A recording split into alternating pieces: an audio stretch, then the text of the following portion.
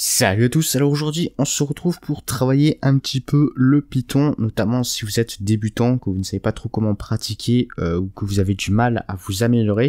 Alors aujourd'hui ce qu'on va faire, c'est qu'on va faire un petit truc assez simple, c'est que on va afficher la table de multiplication d'un nombre n. Voilà, un nombre n quelconque, un entier quelconque. Donc ce qu'on va faire, c'est qu'on va faire une fonction tab_mul qui prend en argument le nombre n et la fonction renvoie une liste qui contient la table de ce nombre n de 1 à 10.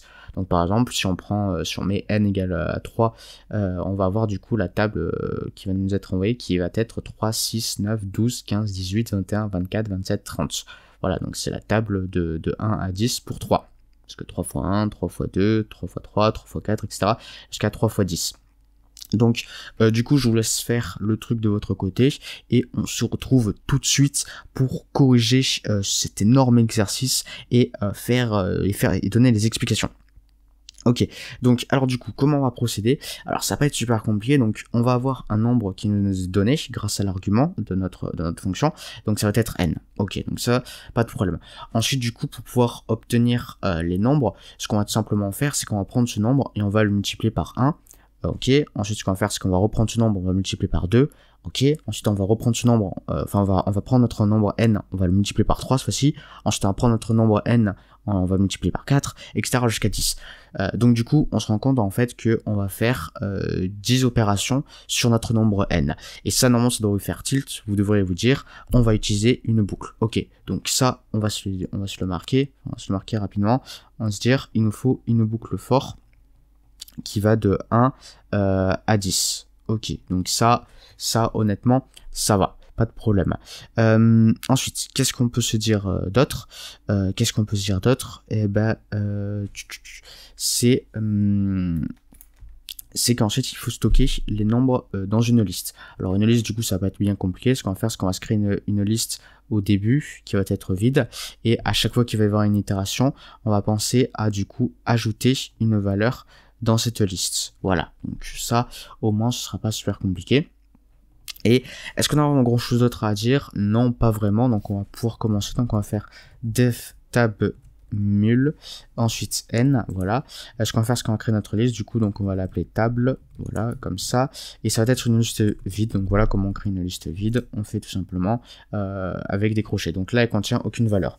Ensuite, ce qu'on va faire, c'est qu'on va faire for i in range 1 11. Donc pourquoi 1 11? Simplement parce que le range, en fait, ça commence normalement de 0 et ça va jusqu'à n. Enfin non, je devrais pas dire n dans ce cas là, mais ça va jusqu'à un certain nombre, et ce nombre, en fait, la dernière valeur de i qui va être donnée par range, ce ne sera pas cette valeur là, ce sera la valeur, l'entier juste avant. Donc là ici dans notre cas, ce sera 10. Ça va du coup, si on a un intervalle AB, ça va du coup de A jusqu'à B-1. Ok, et donc ensuite ce qu'on va faire, c'est qu'on va tout simplement prendre on va faire R est égal à N fois I, voilà, et donc du coup ça va nous donner notre table en fait à chaque fois, et on va faire table.append R, voilà, comme ceci. Et ensuite ce qu'on va faire, c'est qu'une fois qu'on a fini nos opérations, on fait return table et on va du coup retourner notre table. Donc on va tout de suite le tester. On va prendre 4 par exemple. Allez hop, soyons fous.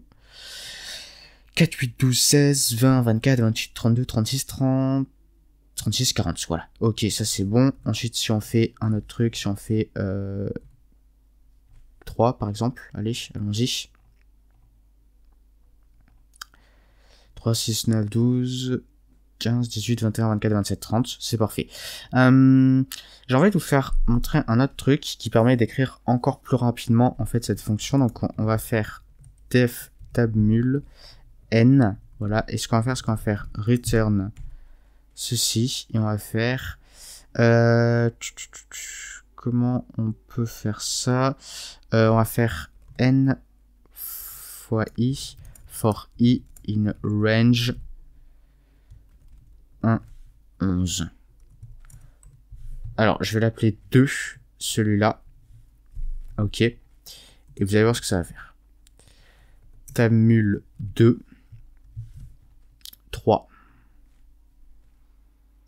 3, 6, 9, 12, 15, 18. Alors, bon, peut-être qu'il y en a qui vont me dire, oui, mais c'est parce que ça a été stocké dans la mémoire, le tamul, celui-là. Bon, ok, allez. 9, 18, 27, 36, 45. Pas un problème là, 36, non, c'est bon. 54, 163, 72, 80, 90. Alors ouais, donc du coup là vous pouvez voir que c'est une façon super compressée en fait, c'est d'écrire tout ce qu'on a écrit ici. Donc comment ça fonctionne?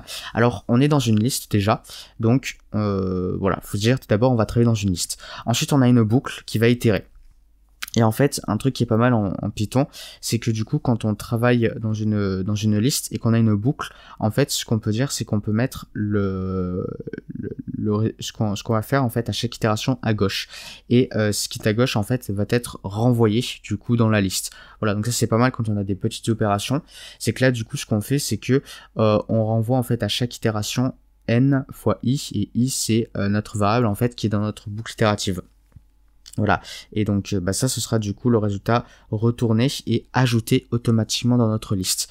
Et donc ça du coup c'est pas mal, et donc en fait ça revient exactement à ça en fait, en ayant créé une liste auparavant. Voilà, c'est juste ça, donc ça va faire exactement la même chose, mais c'est juste une façon plus compressée de le faire. Voilà, donc faut juste penser que vous êtes dans une liste, vous avez votre boucle qui va itérer le nombre de fois que vous voulez, et ce que vous mettez à gauche, en fait, ça va être l'opération, et c'est une opération qui va retourner une valeur. Voilà, donc ça permet du coup d'éviter en fait d'avoir à faire tout ça, de déclarer une variable qui va être une liste vide, de faire votre boucle, de faire la ligne qui dit bon on va faire une boucle, de mettre ensuite l'opération, le calcul, et ensuite d'ajouter votre valeur à votre liste. Ensuite une fois que vous avez fini ça, vous faites un return table. Non, là vous faites directement ceci. C'est un petit peu technique, un petit peu plus compliqué à comprendre. Mais une fois qu'on a ça en tête, honnêtement, ça peut vous simplifier pas mal la vie. Donc voilà, c'est un peu à garder dans un coin de votre tête. Ça permet du coup de faire des trucs beaucoup plus rapidement. Ok, donc du coup ça c'était un petit exercice assez simple. Je pense que c'était pas trop compliqué. Donc du coup on va pouvoir s'arrêter là pour aujourd'hui. Merci à tous d'avoir suivi cette vidéo. Moi je vous dis portez-vous bien et à une prochaine. Salut.